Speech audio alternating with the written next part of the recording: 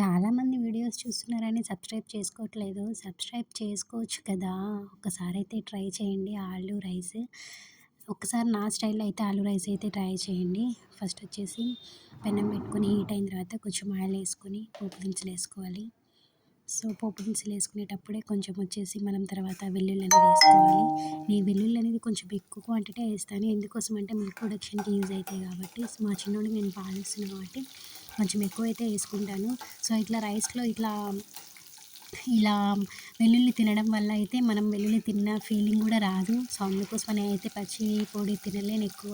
అందుకోసమని రైస్‌లో పెట్టుకొని ఆలు పెట్టుకొని అయితే తినేస్తాను. నెక్స్ట్ వచ్చేసి ఒక పచ్చిమిర్చి కట్ చేసి పెట్టుకున్న పచ్చిమిర్చి అయితే వేసేయండి.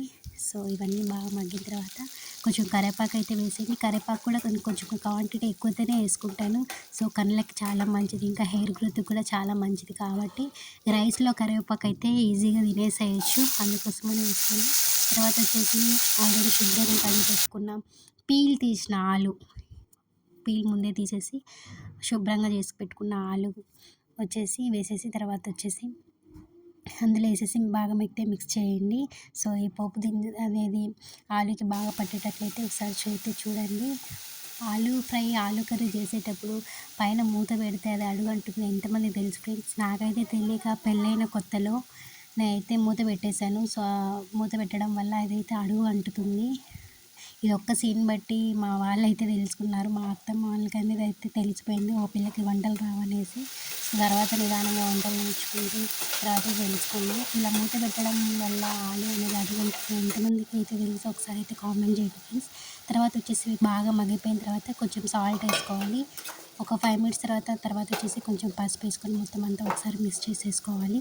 సో, ఉప్పు వేయడం వల్ల ఈ ఆలు అనేది త్వరగా మగ్గిపోతుంది ఫ్రెండ్స్. నెక్స్ట్ వచ్చేసి అలా ఒక్కసారి చూసారా కింద అడుగంటుతుంది. సో, నాన్ స్టిక్ ప్యాన్స్కి అయితే ఇలా అవ్వదు. నేను ఇందులో చేస్తున్నా కాబట్టి కింద అయితే అడుగంటుతుంది. తర్వాత లాస్ట్కి దానికి సరిపడా కారం అయితే వేసుకోండి. నేను పిల్లలకి పెడతాను కాబట్టి కొంచెం తక్కువ క్వాంటిటీ వేస్తాను కారము. మీరు చూసి ఎక్కువ స్పైసీ కావాలంటే కొంచెం ఎక్కువ యాడ్ చేసుకోవచ్చు. తర్వాత వచ్చేసి ధనియా పొడి. నేను చెప్పాను కదండి, నేను అన్ని వంటకాల్లో లాస్ట్కి వేస్తాను ధనియా పొడి అనేది. కొంచెం ధనియా పొడి వేసేసిన తర్వాత ఆల్రెడీ చేసి పెట్టుకున్న రైస్ని అయితే వేసేయండి. సో, రైస్ పొడి పొడిగా ఉండడం వల్ల ఆలు రైస్ అయితే చాలా బాగా వస్తుంది. పొడి పొడిగా ఉంటే ఇంకా బాగా వస్తుంది ఫ్రెండ్స్. అదంతా వేసేసుకొని ఒక్కసారి అలా మిక్స్ అయితే వేసేసేయండి.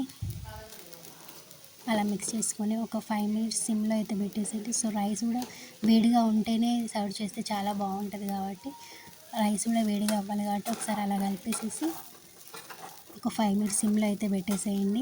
నేను ఇప్పుడు కూడా లాస్ట్కి కూడా మూత అయితే పైన పెట్టలేదు ఫ్రెండ్స్.